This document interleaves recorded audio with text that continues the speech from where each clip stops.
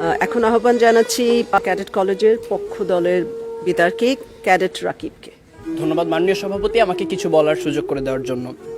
আমার দলের প্রথম বক্তা যখন অবহেলাকে সংজ্ঞায়িত করে গেলেন, তখন প্রতিপক্ষের প্রথম বক্তা বিতর্কের এই মঞ্চে উপস্থিত ছিলেন ঠিকই, কিন্তু মন হয়তো ছিল অন্য কোথাও। তাই তিনি বারবার ভিন্ন ভিন্ন সুরে একই গান গেয়ে প্রমাণ করার চেষ্টা করে গেলেন যে সন্তানের মানসিকতা নাকি বৃদ্ধ পিতামাতার প্রতি দায়িত্ব পালনে অবহেলার মূল কারণ নয়। অবহেলার সংজ্ঞায় যেখানে বলছে অবহেলা হচ্ছে প্রদত্ত পরিস্থিতিতে যত্নের অভাব এবং ইচ্ছাকৃত অসতর্কতা, অর্থাৎ বিজ্ঞ প্রতিপক্ষ, অবহেলার প্রশ্ন আসে তখনই যখন আপনি পূর্ণ সামর্থ্য থাকা সত্ত্বেও আপনার বৃদ্ধ পিতামাতার যত্নের প্রতি ছিলেন উদাসীন। যে ছেলেটি শুধুমাত্র টাকার অভাবে বৃদ্ধ মায়ের চিকিৎসা করাতে পারছে না, সে কিন্তু আজকের বিতর্কের বাইরের বিষয় বিজ্ঞ প্রতিপক্ষ, কারণ সে চেষ্টা করেও পরিস্থিতির শিকার। তার মানসিকতার কোনো দোষ নেই, অবহেলার তো কোনো প্রশ্নই আসে না। কিন্তু বৃদ্ধ পিতামাতার প্রতি দায়িত্ব পালনে পূর্ণ সমর্থ হয়েও যদি আপনি তাদেরকে করেন উপেক্ষা, তখনই তাকে আমরা বলবো অবহেলা, যে আপনার মানসিকতারই সমস্যা বিজ্ঞ প্রতিপক্ষ। আমার সন্তান যেন থাকে দুধে ভাতে, অন্তরের এই নিবেদন তো পৃথিবীর সব বাবা মায়ের। অথচ সারাটা দিনের ব্যস্ততা শেষে একটুখানি অবসর পেলেই, যেখানে আমাদের ফেসবুক বা হিন্দি সিরিয়ালে ডুব দেওয়ার সময় হয়, সেখানে ফোন দিয়ে মাকে একটিবার জিজ্ঞেস করার সময় হয় না মা ভালো আছে কিনা, বাবাকে জিজ্ঞেস করার সময় পর্যন্ত হয় না ওষুধগুলো ঠিক মতো খাচ্ছে কিনা। এখানে দোষটা কিন্তু বিজাতীয় সংস্কৃতির ধারক ও বাহক হিন্দি সিরিয়াল বা সোশ্যাল মিডিয়া ফেসবুকের আগে আপনারই মানসিকতার বিজ্ঞ প্রতিপক্ষ। একজন সুস্থ মানুষ সর্বোচ্চ 45 ডেল একক পর্যন্ত ব্যথার সম্মুখীন হতে পারে, আর সন্তান জন্মদানের সময় আমাদের মায়েরা যে পরিমাণ ব্যথার সম্মুখীন হন তা 57 ডেল এর কিছু বেশি, যা একজন সুস্থ স্বাভাবিক মানুষকে প্রয়োগ করা হলে অনায়াসে তার 20টি হাড় ভেঙে যাবে। সন্তানের জন্যই যে মায়ের সর্বস্ব বিসর্জন, সন্তান হয়ে সে মায়ের প্রতি যেন আমাদের নিষ্ঠুরতম আচরণ।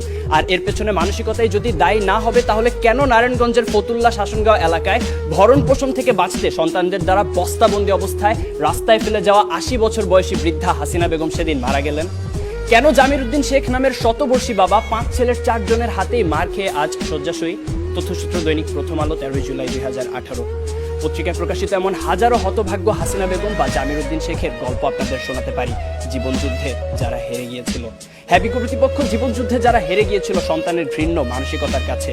এরপরও কি সন্তানের সেই পচে যাওয়া মানসিকতার চেয়ে বিভিন্ন পারিপার্শ্বিকতার অজুহাতকেই বড় করে দেখবেন? প্রশ্ন রইল বিপক্ষের দ্বিতীয় বক্তার কাছে।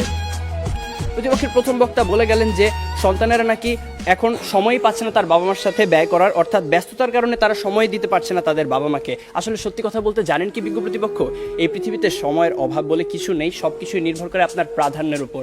তাই দিন শেষে আপনার প্রাধান্য যদি পিতামাতা না হয়ে হয় ডিজনি প্লাস বা নেটফ্লিক্স, মানসিকতার দিকে আঙুল তো উঠবেই।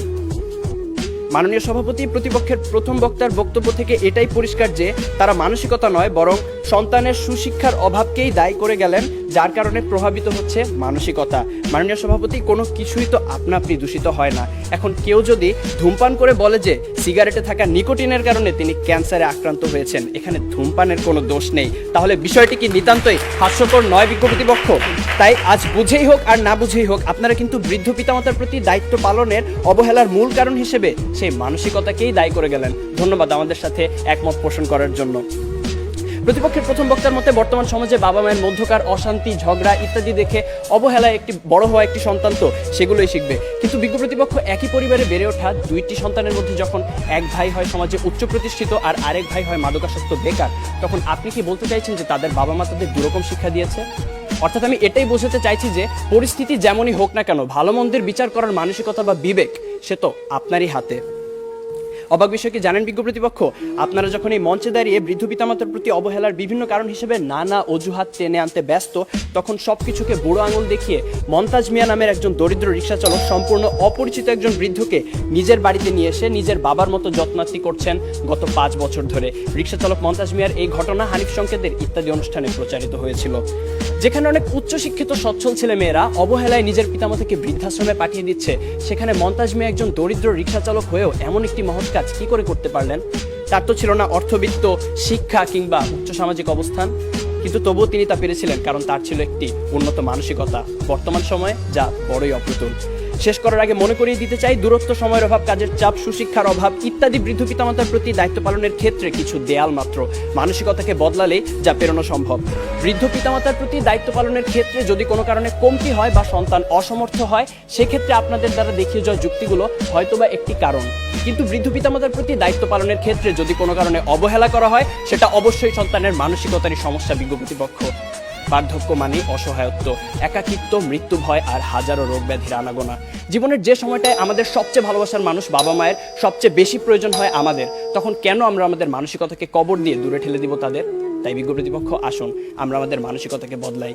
জীবনের বিনিময় হলেও যারা সন্তানের প্রতি ভালোবাসার এতটুকু কমতি হতে দেন না, সেই সোনার পিতামাতার প্রতি গভীর শ্রদ্ধা নিবেদন করেই শেষ করছি।